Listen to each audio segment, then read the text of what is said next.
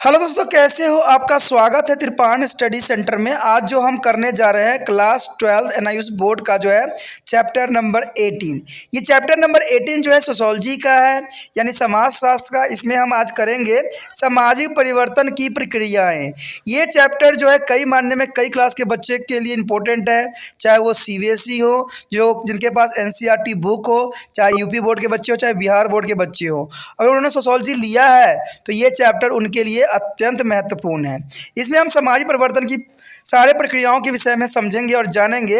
लेकिन chapter start करने से पहले एक बात जो मैं हमेशा कहता हूं, जिसको आपको सोचना भी चाहिए, विचार भी करना चाहिए और अमल भी करना चाहिए, वो ये कि जब भी वीडियो देखिए पूरा देखिए, क्योंकि अधूरा जानकारी सदैव खतरनाक होता है। साथ में एक इंपॉर्टेंट बात ये भी रहता है, अगर आप पहली बार वीडियो देख रहे हो तो लाइक शेयर सब्सक्राइब करना मत भूलना, क्योंकि दोस्तों लाइक कीजिएगा तो बनाने वाले का मनोबल बढ़ता है, सब्सक्राइब कीजिएगा तो इससे ये होता है कि जब भी मैं कोई वीडियो डालूंगा उसका नोटिफिकेशन आपको समय रहते मिल जाएगा। और देखिए, शेयर का मतलब ये होता है कि आपके थ्रू ना जाने किन बच्चों को हेल्प मिल जाए, ये आप भी नहीं जानोगे। इसलिए जो है आप शेयर जरूर करो, ठीक है। व्हाट्सएप स्टेटस पे भी लगाओ। दोस्तों एनएसएस सेंटर जो है कई मानने में बहुत से बच्चों के लिए हेल्पफुल है, चाहे वो 8th क्लास हो, 9th 10th 11th 12th हो, चाहे वो एनआईएस बोर्ड के बच्चे हों, ठीक है, चाहे बीए एमए के बच्चे हो, सभी क्लासों के लिए कुछ ना कुछ जो है त्रिपाण एनएसएस सेंटर में उपलब्ध है। तो इसलिए आपके लिए ज़रूरी है कि आप सब्सक्राइब करके इसको चैनल को जो है सेव कर लो, नहीं तो बाद में अगर रिसर्च करोगे तो शायद आपको ये चैनल प्राप्त ना हो। तो इसलिए सोचना नहीं, विचार नहीं करना है, सब्सक्राइब करके जो है अपने पास सेव करना है। दोस्तों ये तो बात था आपके लिए, लेकिन आप देखते हैं हमारा आज टॉपिक क्या है। हमारा यहाँ जो सबसे पहला टॉपिक यही आता है कि सामाजिक परिवर्तन का अर्थ क्या है, सामाजिक परिवर्तन क्या होती है और सामाजिक परिवर्तन से आप क्या समझते हो। तो ये कई क्वेश्चन के रूप में यहाँ पर जो है पहला पॉइंट लेके आया है कि सामाजिक परिवर्तन का अर्थ क्या है। कहते हैं सामाजिक परिवर्तन शब्द सामाजिक और परिवर्तन इन दो शब्दों से बना है, जिसका अर्थ समझना बहुत ही जरूरी है। सामाजिक परिवर्तन एक विशेष अवधि में एक विशेष व्यक्ति समूह अथवा किसी पदार्थ जैसे किसी वस्तु में विभिन्नता आ जाना है। यानी परिवर्तन का मतलब ही है किसी चीज़ में, किसी वस्तु में, किसी समूह में परिवर्तन आना, चाहे वो एक व्यक्ति हो, चाहे वो सामाजिक समूह हो, कोई भी हो, अगर उनमें विभिन्नता आ रही है तो इसका मतलब है सामाजिक परिवर्तन देखने को आपको मिल रही है। तो इसका मतलब आप समझ गए होंगे कि जो भी व्यक्ति, एक व्यक्ति और समूह में जो भी परिवर्तन होते हैं उसे ही हम सामाजिक परिवर्तन का नाम देते हैं। सामाजिक शब्द को दो तरह से परिभाषित किया जा सकता है, एक समाज और संस्कृति रचना और ढांचे के रूप में, और दूसरा है संस्कृति के रूप में। यानी कहा जाए तो इसको जो है हम दो भागों में बांट सकते हैं, एक सामाजिक संरचना के रूप में जिसे हम ढांचे को भी कह सकते हैं, और दूसरा जो है संस्कृति। यही दो चीज़ें जो है जो सामाजिक परिवर्तन के लिए उत्तरदायी होते हैं। कुछ समाज विज्ञानी ऐसा मानते हैं कि सामाजिक परिवर्तन का मतलब केवल उन बदलावों से है जो किन्हीं सामाजिक संगठनों से ढांचागत और सामाजिक कार्य में घटित होते हैं। समाज विज्ञानियों का दूसरा समूह इसे जो है संस्कृति का उत्थान और पतन की दृष्टि से परिभाषित करता है। सामाजिक परिवर्तन जो है संस्कृति परिवर्तन का एक युगम यानी जोड़ा है, जिसमें विज्ञान, प्रौद्योगिकी और सामाजिक संगठन के जो है जीवन मूल्य सारे कुछ जो है इसमें सम्मिलित होते हैं। दूसरे शब्दों में सामाजिक परिवर्तन एक ऐसा शब्द है जो किन्हीं सामाजिक क्रमिक विधियों और जो है प्रक्रियाओं और पारंपरिक अंत क्रियाओं का संबंध विभिन्नताओं का वर्णित करने या दर्शन के लिए प्रयोग किया जाता है। इसकी व्याख्या एक ऐसी पद्धति के रूप में भी किया जा सकता है जो किन्हीं लोगों के जीवन और एक समाज की कार्यशैली में या तो सुधार करती हो अथवा पुराने स्वरूपों को बदल देती हो। इसमें कोई दो राय नहीं है। अगर सामाजिक परिवर्तन होता है तो कहते हैं कई समाज जो है इसके कारण अपना रूप और ढांचा भी चेंज कर लेती है, तो इसमें कोई दो राय नहीं है। समाज प्रगतिशील प्रभावों के जगत में विचरण भी करती है या प्रगति भी चाहती है, क्योंकि समाज सदैव ही बदलती ही रहती है। उदाहरण के लिए भौतिक पदार्थ और प्रौद्योगिकी के प्रसार का परिणाम सिद्धांतों और जीवन मूल्य के पूरी रचनाओं के रूप में हुआ है। बदले में से स्थानगत ढांचे या संरचना के परिवर्तन में आधुनिक सामाजिक शक्तियों का प्रभाव स्पष्ट देखने को मिल सकता है। भारत में सम्मिलित परिवार का प्रथा सामान्य रूप से सभी जगह व्याप्त थी। परिवार का मुखिया का अन्य सदस्य कहते ऊपर हर बात चलती थी और वही उन्हें जो है कार्य बांटा करता था। यानी उस समय देखा जाए तो परिवार का एक अपना महत्वपूर्ण जो था योगदान था, जिसमें एक व्यक्ति जो वृद्ध होता था वो मुखिया के रूप में पूरे सदस्य पर नियंत्रण रखता था तथा सभी के कार्य भी बांटता था, जो कि एक परिवार के रूप में कार्यरत होते थे। अब उन सब एकल परिवारों के रूप में तेजी से बदलती जा रही है। यानी आज समाज जो है एकल रूप में परिवर्तित होती जा रही है, जिसमें माता पिता और उनके अविवाहित बच्चे ही सम्मिलित होते हैं। ठीक है, जिससे कि बहुत तरह के जो है इस तरह के समाज टूटते ही चले जा रहे हैं, जिसमें मुखिया के पारिवारिक बंधन और अधिकार धीरे धीरे शिथिल होते जा रहे हैं। यानी कहते हैं आज अगर कोई बच्चा अगर बड़ा हो जाता है तो वो सारे अधिकार जो है माता पिता छीन के खुद ही घर का मेंबर बन जाता है, खुद ही घर का मुखिया बन जाता है और माता पिता को चलने नहीं देता है। वो सिर्फ इतना ही कहता है कि आप बुजुर्ग हो, आपको कुछ नहीं आता है। यानी देखा जाए तो हिंदी के चैप्टर की तरह ही हो गया। यानी पीढ़ी और गिट्टी में जैसे कि दो पीढ़ियों में आपस में संघर्ष होती है, उसी बात को यहाँ उजागर भी कर रही है। तो ये बहुत ही बड़ी विडंबना है कि आज बच्चे बड़े हो रहे हैं तो ये नहीं देख रहे हैं कि पुरातन समय के जो व्यक्ति हैं उनमें बहुत ही अनुभव और बहुत ही कार्यशीलता रहेगी और उनसे अनुभव लेना उनकी प्राथमिकता होनी चाहिए, लेकिन वो उसी को ही नकार देते हैं और वो क्या करते हैं, अपन एकल परिवार में अलग हो जाते हैं, संयुक्त परिवार की वो कल्पना तक भी नहीं करते हैं। यह परिवर्तन ढांचेगत परिवर्तन का भी उदाहरण हो सकता है। इसके ही साथ यह परिवर्तन पारिवारिक सदस्यों की भूमिका में भी परिवर्तन पैदा कर दे रहा है। कैसे भी हो, यद्यपि अर्थव्यवस्था और शिक्षा के प्रसार के फलस्वरूप भारत में हमें जाति व्यवस्था के स्थान पर वर्ग व्यवस्था का पुण्य बदलाव वांछनीय था, पर यह देखा गया है कि वर्ग द्वारा जातिगत व्यवस्था पूरी तरह से नहीं बदली जा रही है। कहते हैं जातिगत भूमिका में एक सीमा तक ही बदलाव आया है। उदाहरण के लिए हमें ज्ञात होता है कि व्यवसाय जाति मुक्त हो चुकी है। यानी व्यवसाय को जाति मुक्त कहने का यही आशय है कि आज व्यक्ति कोई भी जाति का हो, अपनी योग्यता से कोई भी व्यवसाय को अपना सकता है और उस व्यवसाय को कर सकता है। तो इसमें जाति वर्ग कहते हैं, जाति तो अब खत्म होने की कगार पे आ चुका है, यानी जाति मुक्त हो चुका है। यानी कहते हैं व्यवसाय में जाति की यहाँ पर कोई भूमिका नहीं रह गई है। कोई भी व्यवसाय चुनने या करने की पूरी पूर्णतः उनको आज़ादी होती है और इसमें कोई भी रोक टोक नहीं होता है। तो ये बहुत बड़ी इंपॉर्टेंट बात यहाँ पर आ जाती है। कहते हैं जातिगत पदोन्नति के आधार पर अब इनका निर्णय नहीं हो रहा है। हमें अनेक जातियों के लोग पूर्व में छोटी जातियों के लिए निर्धारित धंधों में लगे हुए सदैव मिलते थे। जैसा कि यहाँ चित्र में भी साफ आप देख सकते हो कि लोग जो है प्रत्येक कोई ना कोई धंधा कर ही रहे हैं। कहते हैं यहाँ धंधा करने के लिए जैसे कि हमें दिखाया गया है कि एक पंडित जो है कपड़ा धोने वाला कार्य कर रहा है और एक अच्छा व्यक्ति जो है वेटर का काम कर रहा है। तो कहते हैं आज कार्य इनके जातियों पर निर्धारित नहीं होती है। आज जो कार्य है वो उनकी योग्यता और शिक्षा के ऊपर मान्य रखती है। इसलिए समय बदल चुका है। जो अच्छा पढ़ेगा, जो अच्छा करेगा, वही कामयाबी की जो है कसौटी पे पहुंच पाएगा और जो आलस्य करेगा वो कभी भी अपना लक्ष्य को प्राप्त नहीं कर पाएगा। और ये आपके लिए भी लागू होता है, जितना आप मेहनत कीजिएगा उतना अच्छा नंबर प्राप्त होगा और वो अच्छे जगह पे आपका एडमिशन भी होगा और आप अच्छे व्यक्ति के रूप में भी उभर जाओगे। तो ये ज़रूरी है कि पढ़ाई अच्छे तरह से सुचारू रूप से करना ज़रूरी भी है आप लोगों के लिए। हमारा अगला जो टॉपिक है वो है सामाजिक परिवर्तन के अभिलक्षण। आखिर सामाजिक परिवर्तन में क्या अभिलक्षण देखने को मिलता है, उसके विषय में हम चर्चा करने जा रहे हैं। देखिए सामाजिक परिवर्तन के अभिलक्षण होते हैं, कहते हैं सामाजिक परिवर्तन में विश्वव्यापी है, यानी ये प्रत्येक जगह विद्यमान है, इसलिए इसको विश्वव्यापी का नाम दिया गया है। प्रत्येक समाज एक या अन्य तरीके से बदलाव का अनुभव सदैव करती ही रहती है। हमें जीवन की पद्धतियाँ, समाज संस्था तथा संस्कृति की आवश्यकताओं और बाहरी स्थिति के अनुसार बदलते हुए देखते हैं, क्योंकि ये तो कहते हैं संसारिक जीवन का रूल है या किसी भी चीज़ों का रूल है जो जिसमें बदलाव होना एक स्वाभाविक बात बन जाती है।